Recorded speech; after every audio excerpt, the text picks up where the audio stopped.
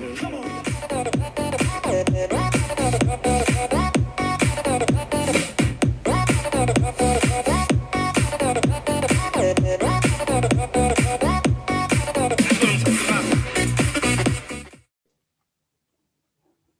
and welcome to Netreo All Systems Go 2022. My name is Jacob McJunkins and I'll be presenting on Make Alerts Meaningful Again, Minimizing Incidents with Netreo. I've been with Netreo for a bit over a year now and I provide technical advisory services to many of our clients. Alert noise is something that should be dealt with as soon as it's experienced in the environment.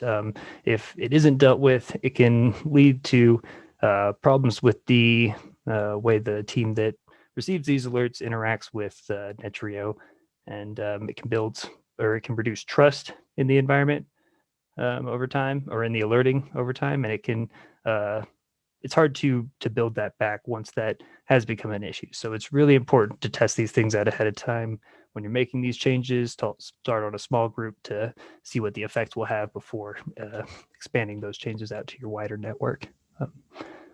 And when dealing with alert noise, depending on how much you have, I find that it's often kind of a two-tier process. You end up running through the process twice. Once initially just to get rid of a lot of the overall noise, the higher level noise that is actions that don't have any or alerts that don't have any action that can be taken on them, or alerts that are for devices that aren't important to the teams that are receiving those alerts. There's often many of those that can just be traced back and cleared out outright. But once you get through that layer, then it's easier to see another important layer of noise that has to be worked through, which is just either over alerting or early alerting on issues prior to them being actionable, or when alerting in a situation where they're not actionable yet. Sometimes it is important just to tune those metrics a bit so that you're not receiving an alert and then dismissing it until it goes and becomes worse a bit. Set the actual alert to that point, or also just making sure that you're alerting on something that is actually correlated heavily with the important service that you're trying to monitor, and not necessarily a red herring. So those are important things to consider when going through that multi-step process. You kind of get more fine-grained tuning as you go through it.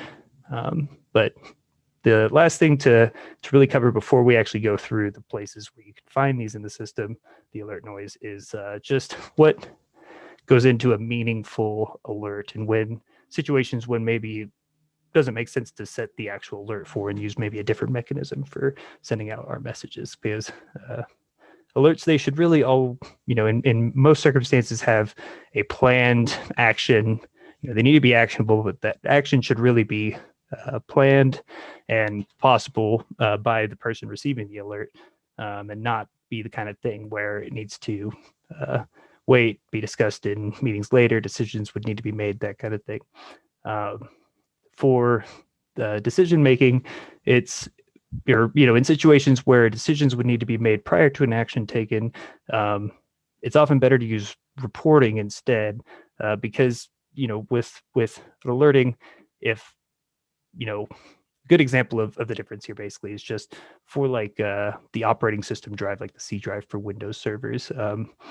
Those can often fail if that drive fills up. So that's an important thing to monitor. And oftentimes it's pretty easy to, have some spare disk space aside that can be added to that machine. And suddenly it'll be fine for a while until this can be reviewed and the issue can be decided upon further. But a different storage use case, for example, like your backup cluster that has all of the backups for your environment, it's probably a lot larger, and when it hits that same threshold, perhaps 95% or whatever that your C drives are monitoring at, it might not be a quick, easy fix to add the add a disk, and suddenly you're okay until the next meeting to figure out how to deal with the issue at a larger scale. Maybe that requires a bit more effort, or it's going to require purchases, perhaps, that kind of thing. And so those situations, it's best to use a warning threshold, this kind of yellow, as opposed to the red critical alerting. And that way you can, the warning threshold, that'll show up in reports. So when your devices exceed that, it starts showing up on these reports, and those reports can be handled by the regularly meeting team that is able to make those decisions. And then you reserve your active alerting that goes out to just situations where there's actions that can be taken to address that problem. So the first report that I want to get into for actually locating these is the detailed notifications reports. It's found under reports, alerts, notification, detailed here. And for this one, you don't actually have to put in any settings for this report to have it generate. You can generate as is. Now, generally, I like setting the quick times here for the last 24 hours and get an overview of how many alerts you're sending out in that time frame. The system clearly doesn't have a whole lot going on, but it's possible that you would see hundreds or many more notifications of different types being sent out. And this gives you a breakdown of what incident sent them out, where they were going, what devices are triggering these, all that kind of information. And it lets you search these as well. So you can search even by multiple columns if you need to. So say I want to see all the ones here that have configurations saved in the description. And then perhaps I want to also filter on, incidents that are in the India, on the India host. In this situation, that reduces us down to just a single one. But it's possible by using multiple sets of quotes here in this search box on the results that you get on this page. And then another very good use for this one is upon identifying, maybe alerts that are sending out a large portion of these and fixing those, you can then compare this 24 hours to changing the custom times and just swapping it to the last 24-hour period and seeing if you're getting a better result now, or even expanding that out to the week time frame, that kind of thing, to see. So compared to yesterday, we have significantly fewer alerts, although it's not many on this demo system. But that's the detailed notification report, which again, that's under reports, alerts, notification, detailed. And it gives quite a bit of information on what's going out of your system, essentially. Now, the next set of reports are relatively new, and they're only available if you've got the enterprise level license, and that's under the reports, incidents, problem management, and incident management report here. These were added just a few months back, and they've received a few upgrades since then. And the one that I find most helpful is the problem management report. Running this one, there's not a lot of settings that you need to fill in for this one, although it can be used to become pretty specific. But if you just take the top drop down and set it to all, that you can run this to compare the last month worth of incidents, look across the last 3 months to see how many times those incidents have occurred. And it's going to go ahead and pull up a list that's already sorted by number of occurrences. And it's going to show you the specific, error itself that showed up on this. This many occurrences, essentially, that's how many times it triggered. And if this is sending you alerts every time it triggered, then that's quite a few of them. But in this situation, perhaps it isn't. We're still receiving it, but we only got one alert for today.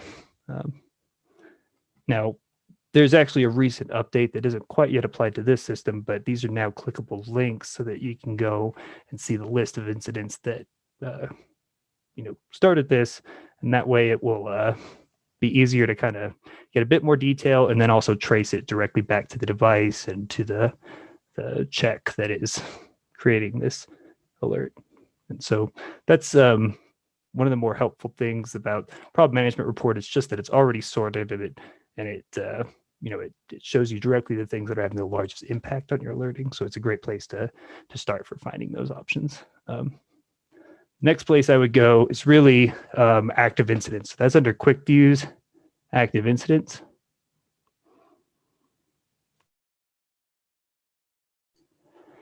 And this page recently got an upgrade as well that isn't applied to the system just yet, but it now has a searchable field here and loads, has the option to load different numbers of incidents or all of them using a dropdown.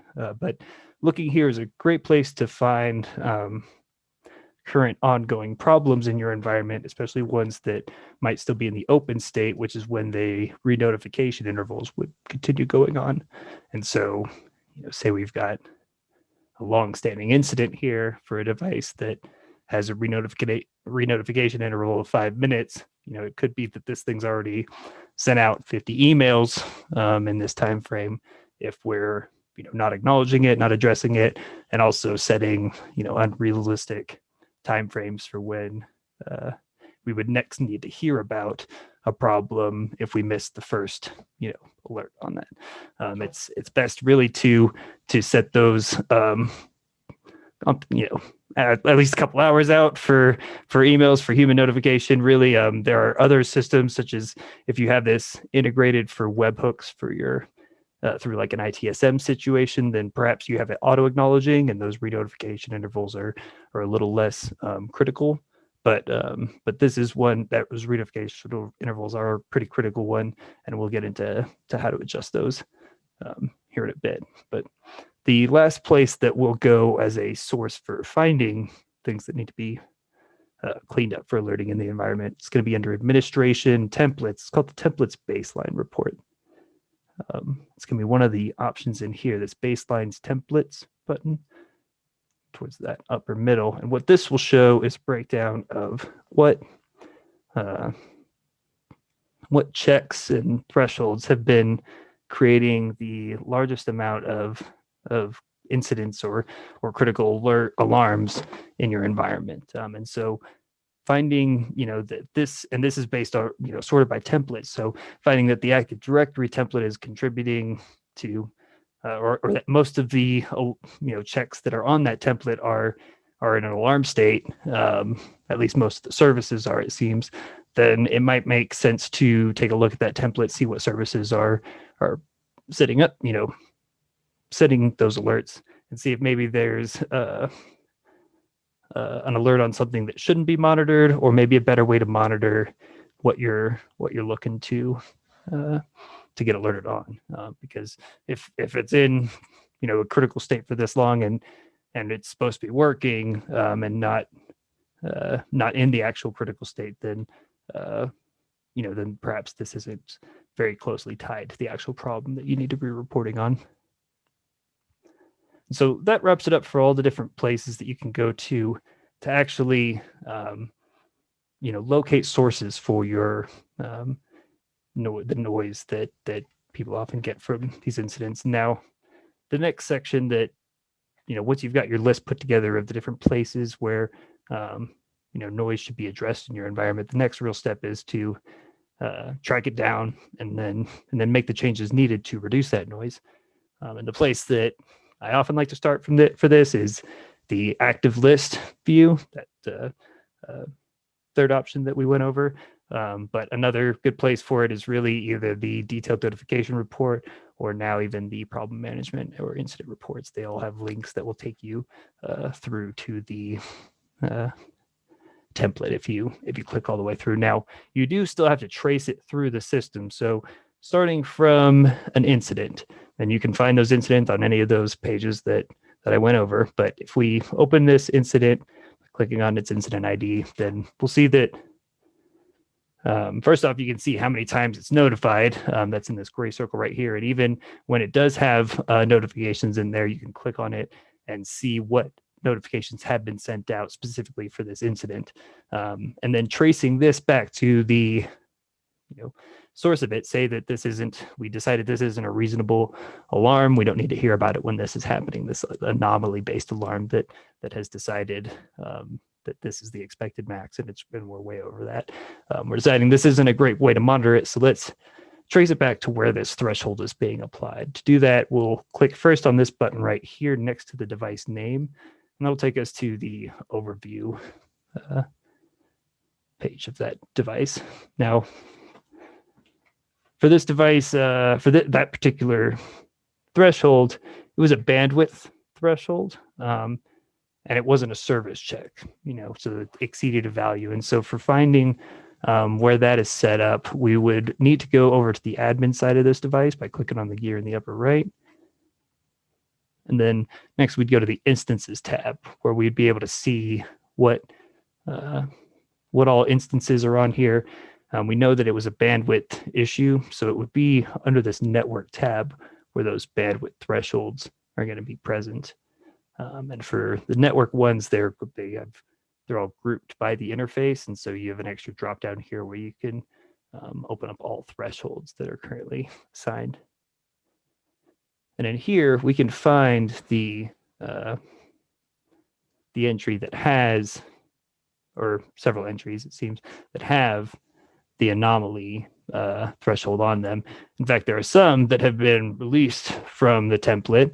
So these ones, they're sourced right here. This is kind of the end of the trace, where we can edit it directly on this device because it's not locked to a template. But for ones that are locked to a template, we would need to trace it back through to that template itself to open up the threshold entry on there. So in this case, this one's applied through the remote routers template, which we can see by hovering over the far right button, and clicking on that takes us to the template, where we can then scroll down and find our interface bandwidth check with the anomaly settings.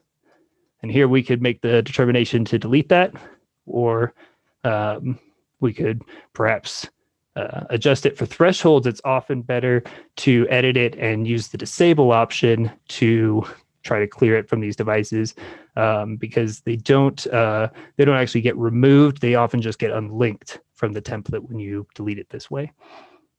And that's important for when you're going to trace to an alert, and specifically to try to remove it, tracing it back to the check or the threshold that's applying it. Now, while we're in here, the next thing that we should really cover are the re-notification intervals that you can set up on these. And by default for thresholds, those are at a 0 value, but those can be changed to whatever value makes sense.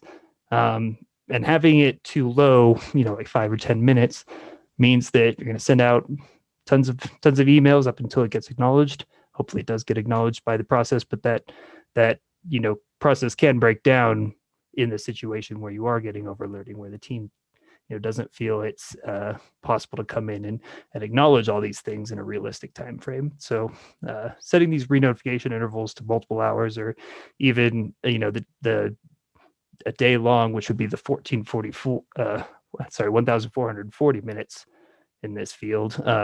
Setting it for a day, that's not unreasonable to use as a time frame for re-notifying.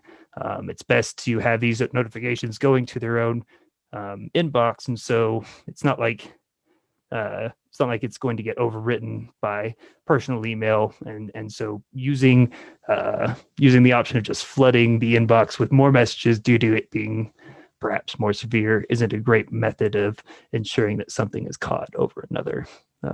So having this re-notification interval set to multiple hours or higher is generally going to be a good practice or just increasing it in general, depending on where it's at.